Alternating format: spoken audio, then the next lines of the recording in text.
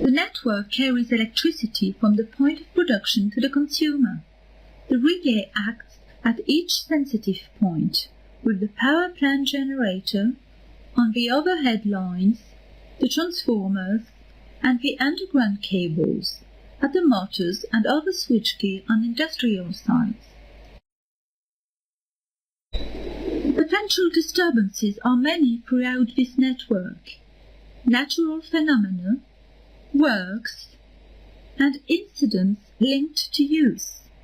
They will generate various types of fault that we shall describe in detail in the chapter on disturbances. A protection device must detect the fault and isolate it as quickly as possible, while at the same time preserving continuity of supply in the healthy parts of the network. This device is made up of 3 components placed on the circuit to be protected: a current and/or voltage sensor, a relay, a circuit breaker. Here is normal circulation. Should a fault occur, the sensor transmits the electrical data to the relay that measures, compares, and determines the suitable response. The relay sends the tripping coil the order to trip the circuit breaker. Caution! Never forget that a protection device does not prevent the fault from occurring, but limits the consequences. The components in this protection chain must be consistent with one another. It is via the protection plan that we organize an overview of safety and continuity of supply. To prepare this plan, 4 factors are analyzed in order to define 3 parameters: the type of protection function required, the suitable discrimination mode, and the protection threshold setting. These 3 parameters will determine choice and installation of the relay. Let us begin by briefly describing the 4 factors used in this plan to understand their impact in the specifier's reasoning.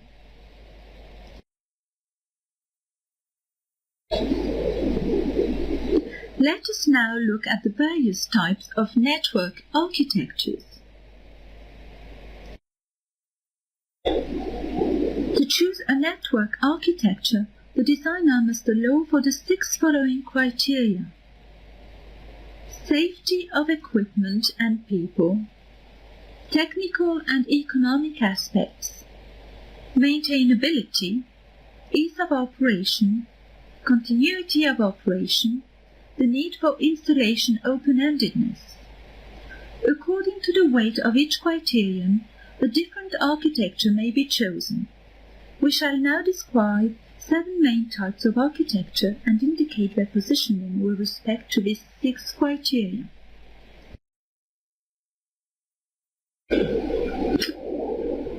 Loop distribution is the first way of distributing energy over large distances. There are 2 types of loop: the open loop and the closed loop. The open loop has 2 feeders and an opening at one point of its length. All circuit points can be supplied by each of the 2 feeders. Should a fault occur, the relay of the corresponding incoming circuit breaker will trip. The entire section concerned is then placed out of operation. The operator will be able to isolate the faulty part by opening the 2 nearest switches. He will then close the loop opening point and the incoming circuit breaker to restore supply to the greatest possible part of the circuit. Here is now the closed loop. It is the same loop, still supplied by 2 feeders, but without interruption over its length. Should a fault occur, the 2 circuit breakers on either side will trip and isolate the faulty section. The rest of the loop continues to be supplied. Let us go back to the 6 choice criteria. In green we have the strong points of each architecture, and in red the weak points. The main advantage of an open loop is its simplicity and thus its low cost. Its drawback is continuity, as the power supply is interrupted should a fault occur until the operator takes action. This architecture is used for rural secondary networks. Conversely, the strong point of the closed loop is its high degree of continuity of supply, as the double supply is permanent as well as ease of operation, as circuit breakers act directed. However, this installation is more costly due to circuit breakers and relays. This solution is found in urban secondary networks. Let us now look at antenna distribution, normally used in particular on large to average distances. The architectures available are single antenna and double antenna. This is the single antenna. In event of a fault on an arm, the upstream circuit breaker will trip. All the downstream antenna points will be penalized. The advantages of the single antenna are simplicity of maintenance and low cost, allowing rustic operation. Its drawback is a continuity of supply that is also small. It is intended for simple industries and the tertiary sector. For enhanced continuity, we have the solution of the diagram in double antenna, allowing a double power supply. In event of a fault, the two circuit breakers concerned trip, but the rest continues to be supplied by the other half antenna. The double antenna must be chosen for its greater continuity of supply, but with the problem of cost and maintenance. It is particularly designed for continuous process industries in which operating downtime is expensive. The double tap-off, as its name suggests, is designed with a second substitution power supply. Should a fault occur, the affected circuit is opened and the replacement circuit is closed and then takes over. This installation has the drawback of being costly. Its strong points are that it offers good continuity of supply with protection functions that are easy to maintain, while also benefiting from a relatively sophisticated automation system. Extensions are possible even if sometimes hard to produce. This architecture is particularly dedicated to heavy process industries and to the large tertiary sector when continuity is a priority. Let us now look at the double busbar. This solution is similar to double tap-off, but applies to cubicles. We find the notion of the substitution circuit. Should a busbar fail, the first section will open and the second close, so that it can take over. The two configurations, the double tap-off and the double busbar, can be combined to offer very high-level continuity of supply and optimum safety. Naturally, the cost is great. Maintenance and operation are heavy, as are also all upgrading projects. This is the architecture of continuous process industries of the oil and other sector type.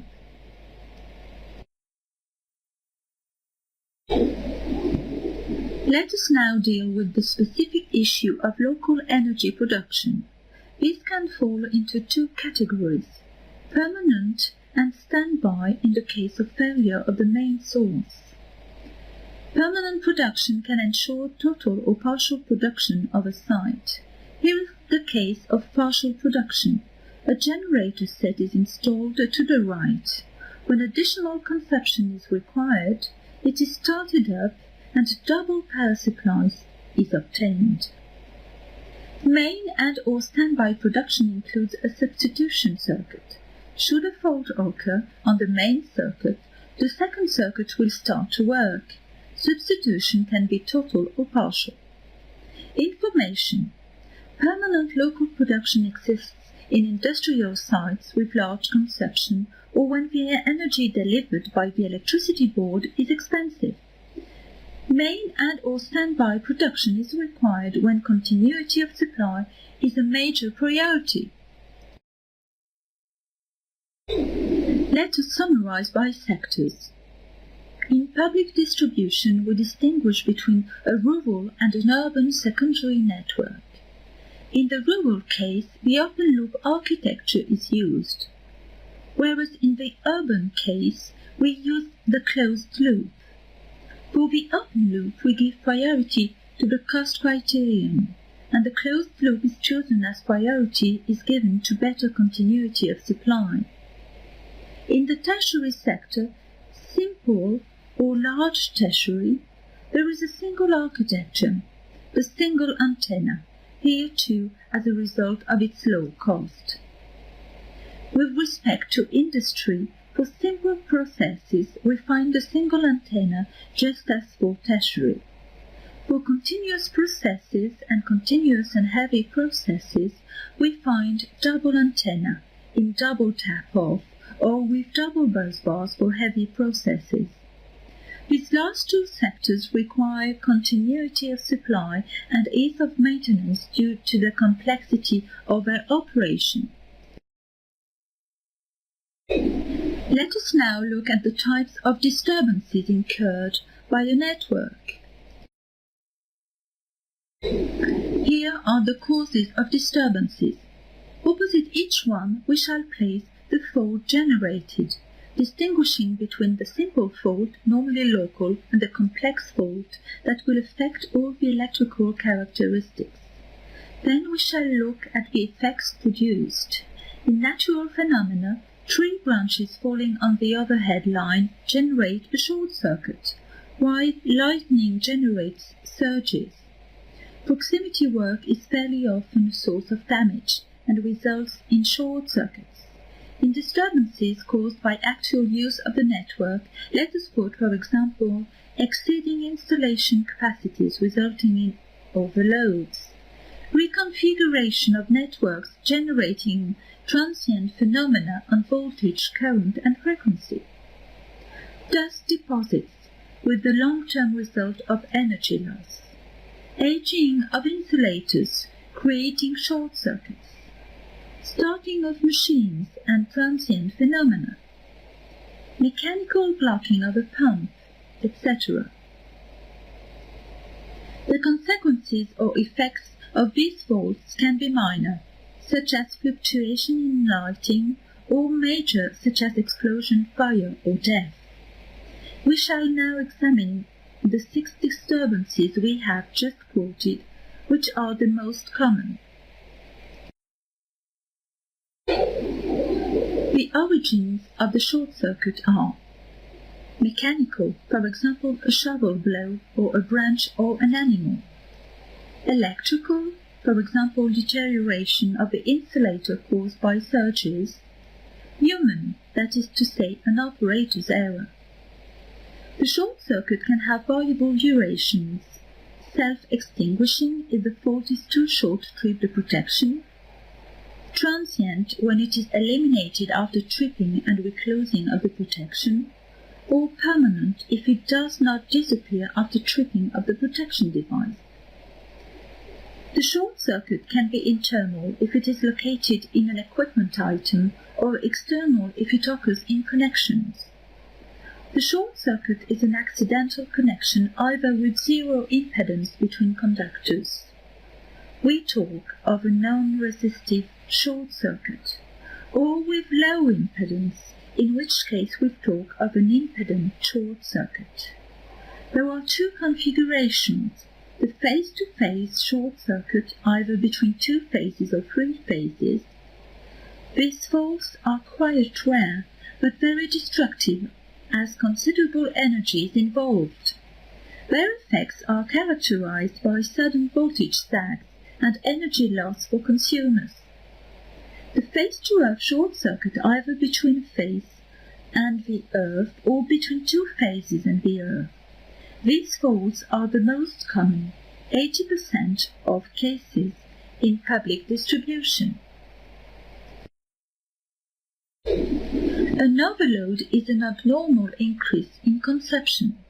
The effects are temperature rise of conductors and machines, causing early aging and even destruction. Prolonged voltage sag on the network.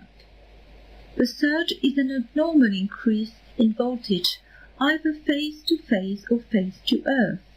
The effects are arcing phase to phase or phase to earth, for example flash, glow discharge. Overspeed in motors, saturation of the magnetic parts of a transformer, destruction of lamp filaments. Under voltage and voltage sag. Continuous voltage sag is due to short circuits, overloads and surges. It results in increased current causing temperature rise beyond nominal characteristics. Under voltage is due to the breakage of a conductor or a fuse blowing. This results in overload, temperature rise of the other phases, frequency fluctuations, harmonics and other transient phenomena such as flicker, swell, are above all generated in low voltage.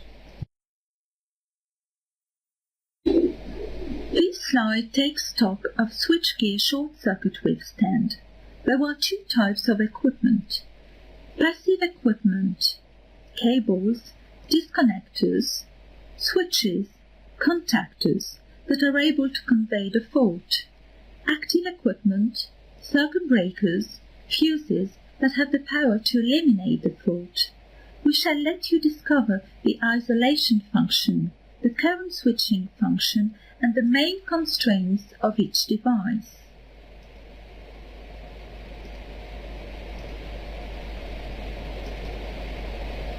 To conclude, only fuses and circuit breakers let you break short circuits. Let us now look at the various types of earthing system.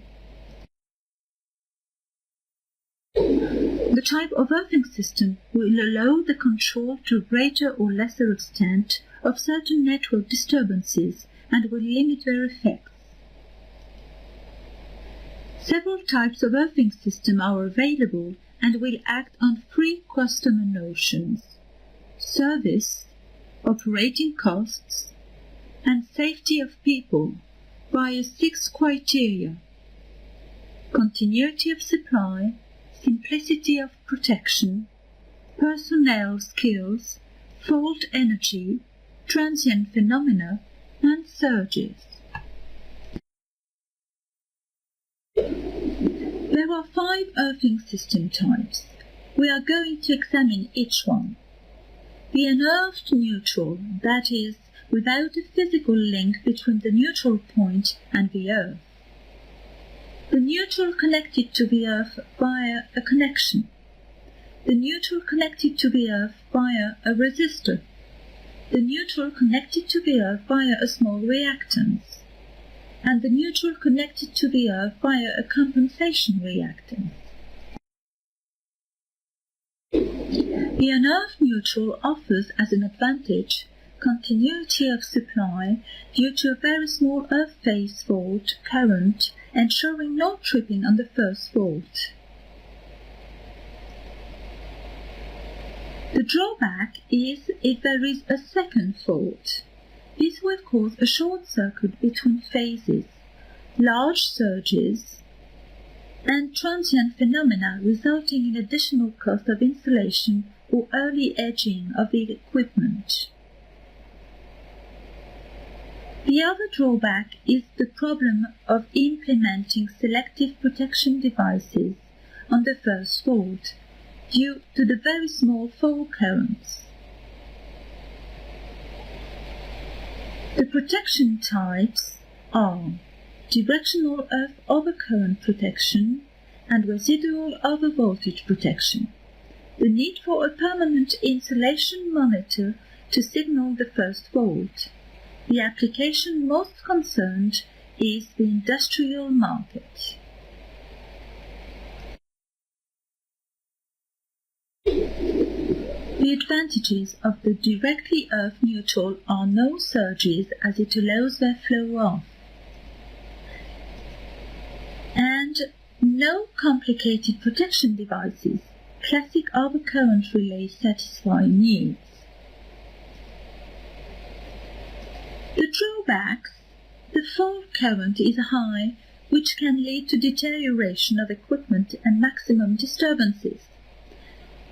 There is no continuity of supply on the first fault. The type of protection is the time-delayed earth overcurrent relay. The applications are North American MV distribution networks and networks with a small source short-circuit power. As its name suggests, a resistor is connected between the neutral point and the earth. The advantages are a good compromise with a moderate fault current and small surges.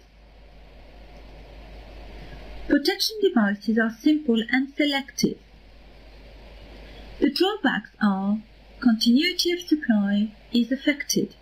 There is network breaking on the first fault. Neutral earthing resistor is expensive as its heat loss is great, resulting in a high purchase cost. Cost is proportional to voltage. Type of protection: earth fault protection. It can be installed either directly on the neutral point earthing connection or locally on the network via 3 CTs or 1 toroid sensor for more accurate measurements. Application: industrial and public distribution MV networks.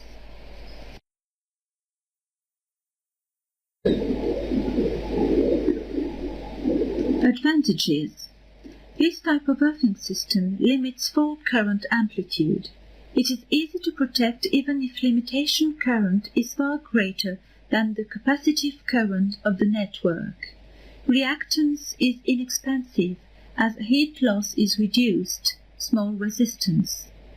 Drawbacks: continuity of supply is affected, breaking on the first fault. Surges are possible on breaking. The protection type used is the directional earth protection. The main applications are MV public distribution networks higher than 40 kilovolts.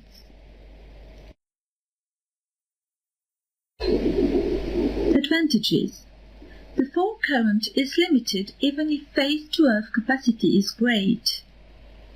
Continuity of supply is maintained in event of a permanent fault.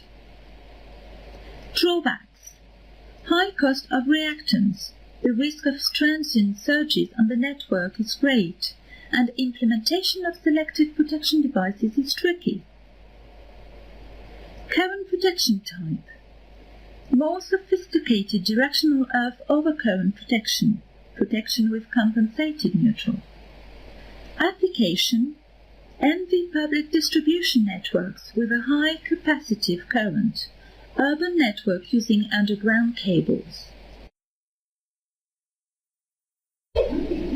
To sum up, we can retain for each earthing system the strong and weak points as per an earth neutral.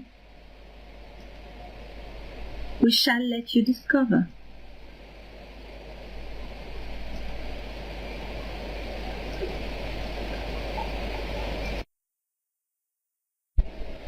Let us now look at the various possible types of discrimination. In your opinion, what does discrimination mean? It is the art of discriminating properly. But discriminating what? The part of the network affected by a fault. The aim is twofold. Isolate only the faulty part and continue to supply the largest possible part of the healthy sector. The protection relays perform this discrimination always according to the network, the disturbances incurred, and the chosen earthing system. It is thus not so simple, and we shall try to describe the essential part of this art. We shall describe and criticize the 6 discrimination principles: time, current, logic, bidirectional protection, bidifferential protection, and combined. The first principle is time.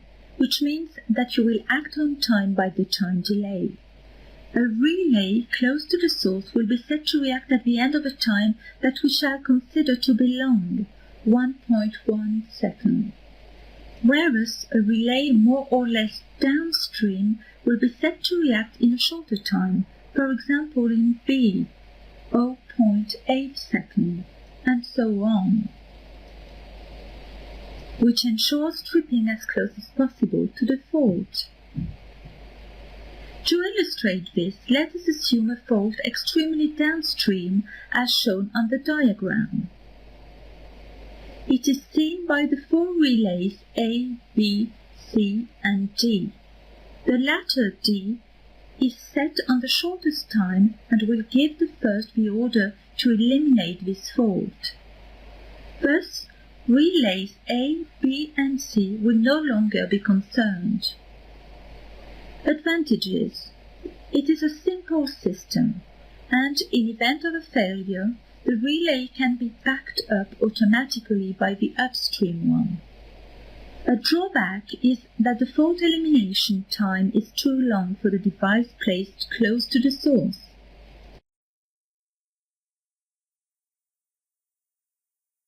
The second principle is current, which means that we shall act on the relay setting current value. For example, to protect section A, the relay will be set to trip at a value just below the section short circuit current at the end of a time that may remain short. For section B, the setting will be made at a value just below the short circuit current of this section, that is smaller as it is further away from the source. There are two advantages. Each protection relay only operates for faults located immediately downstream from its position, inside the monitored section. It is not affected by faults occurring further downstream. For line sections separated by a transformer, this system is used to advantage as it is simple, inexpensive and quick, tripping without delay.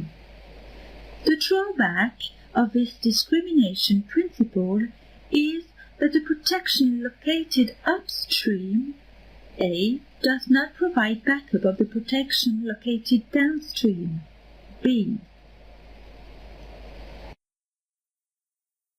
The principle is logic. There is no point writing it down as you have understood the pedagogical force of each name of these discrimination modes. This means that the relays will act on logic information exchanges. Should a fault occur on the network, all relevant protection relays will exchange with one another and thanks to a logic program determine which relay is most directly concerned. It also incorporates the possibility of a failure and operates, if necessary, the closest relay in backup. The advantages are as follows. This discrimination mode was developed to solve the drawbacks of time discrimination. It is thus used when you wish to shorten fault elimination time. Tripping time is not dependent on fault position and on the number of protection devices in cascade, particularly close to the source. A standby system is included in the logic program. The drawback is that this mode requires transmission of logic signals between the various protection stages and thus installation of additional wiring.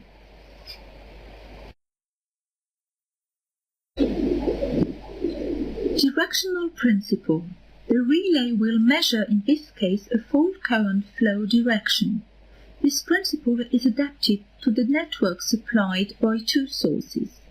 You must realize that the flow of the electrical fault to the earth takes place like a water pipe network connected to two tanks. Let us examine the following two cases. A leak occurs in one. The flow direction is as indicated. A leak occurs in two. The flow direction converges to the leakage point, including upstream. Let us return to the electrical network. In the event of a short circuit in 1, the directional protection 67, set to react on an upstream short circuit, will be activated. The advantages are: in the absence of directional protection, we lose both power supplies, as we cannot be selective between the two circuit breakers D1 and D2 and the upstream network. It is a simple solution that can be used in many cases. The drawback is the cost. The device requires use of voltage transformers that will act as a reference for directional overcurrent or overpower protection. The differential principle of this discrimination is directly explicit. It is based on the idea of measuring the difference between the current entering and the current leaving a section to be monitored, and to determine from this whether there is a leak somewhere and thus a fault. Advantages: protection is sensitive to small fault current values less than nominal current of the protected element. It is a section protection that can immediately trip. Drawbacks: installation cost is great, device implementation is tricky, and it requires an overcurrent standby function. Let us summarize the 6 discrimination principles. The first will act via the reaction time of the relays installed in cascade. This is time discrimination. The second will act via the reaction threshold current value. This is current discrimination. The third will act by logic deduction between the group relays. This is logic discrimination. The fourth will act from the fault current direction. This is directional discrimination. And the fifth will measure the current difference between input and output. This is discrimination by differential protection. As for the 6th principle, it is up to you to discover it. Also bear in mind that the various discrimination types we have seen apply both to phase fault currents and to earth fault currents. To ensure global discrimination of an installation or create a protection redundancy, the solution is to combine several discrimination types. For example, current plus time, logic plus time plus directional, etc. So, have you found the 6th principle? It is the combination of 2, at least, of the first 5 principles. Complementarity satisfies the real complexity of networks and allows redundancy, that is to say, possible standby operation.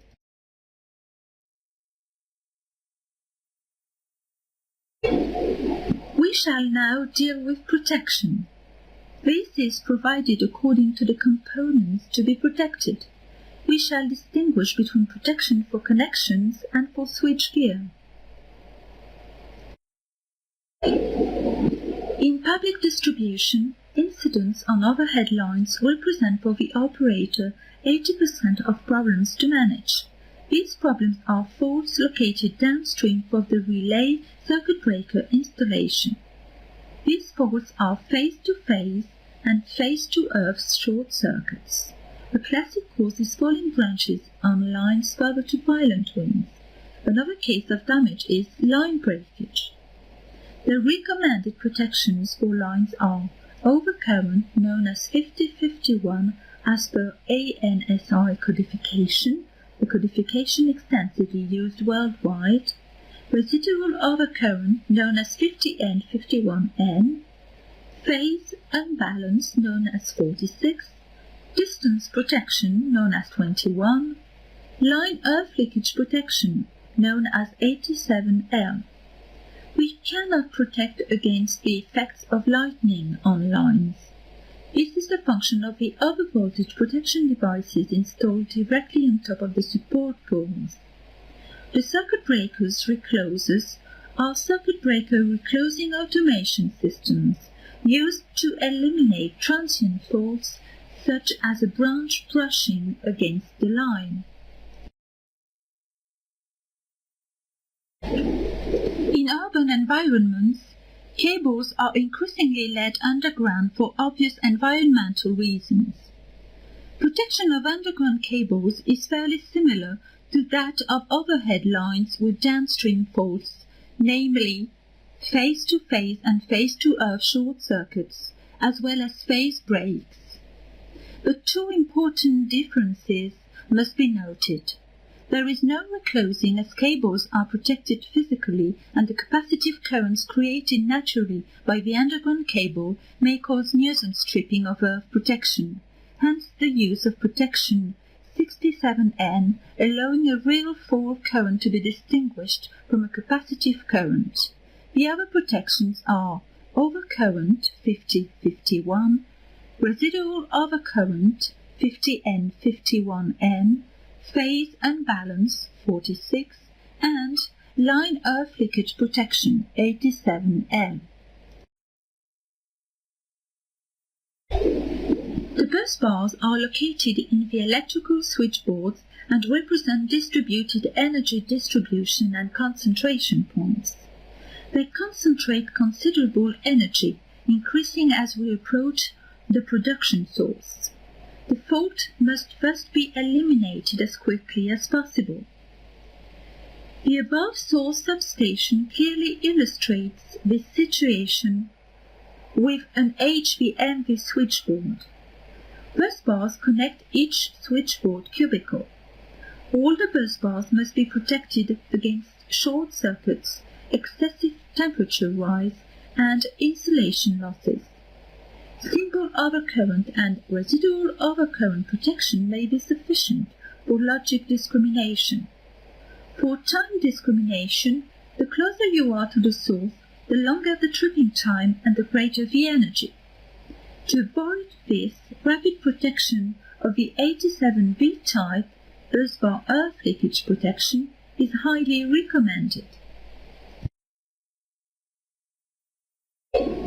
Let us take the case of a substation with two line or cable incomers equipped with directional protection devices 67 set to trip in the case of an upstream fault.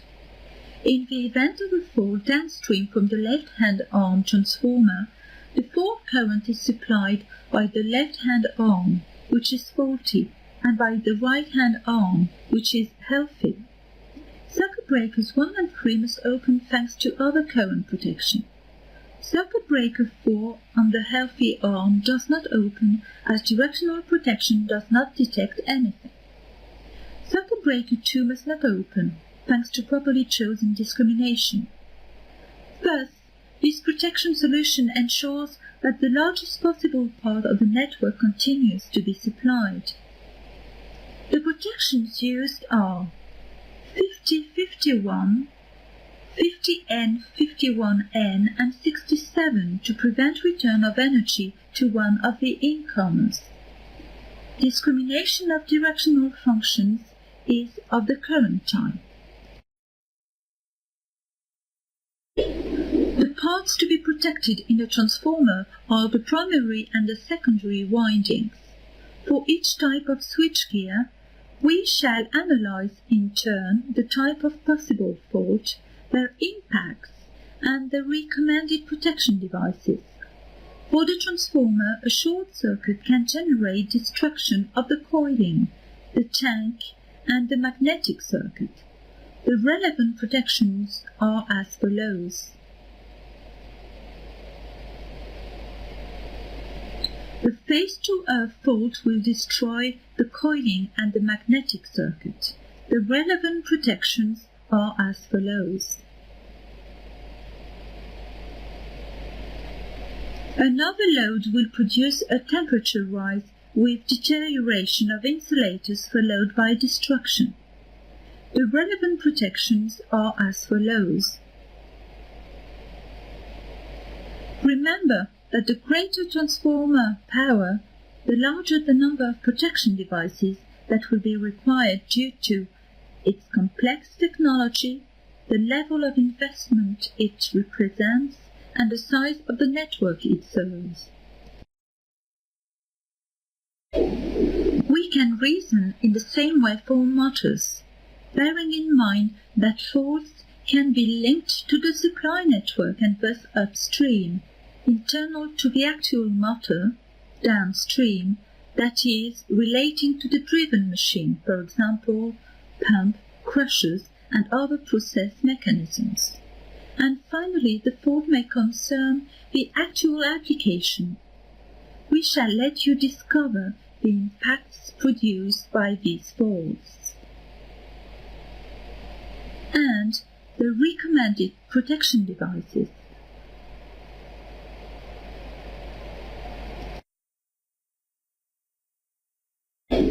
Generators are also known as rotating machines.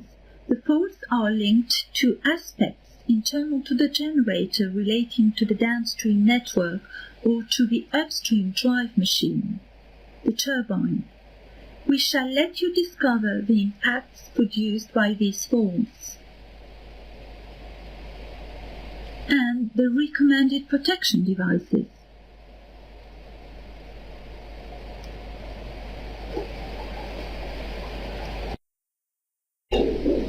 Finally, capacitors must also be protected against internal short circuits in the connection, earth faults, and surges.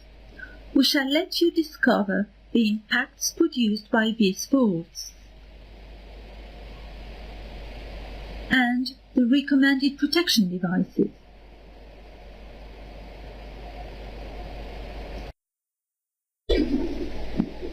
These notions are all described in the 2003 Protection Guide. This guide describes the network, then the protection devices, ending up with concrete solutions. The subjects are network architecture, earthing systems, short-circuit cones, sensors, protection functions, discrimination and protection of networks, encircling the connections and loads that we have introduced you to in this chapter. Protection solutions for switchgear and the other network components depend on many factors: the actual components, the type of network associated with an operating mode, the type of disturbance to guard against. The type of discrimination required will also be a choice criterion, but less directly. This is the end of this online module. Thank you for your attention and goodbye.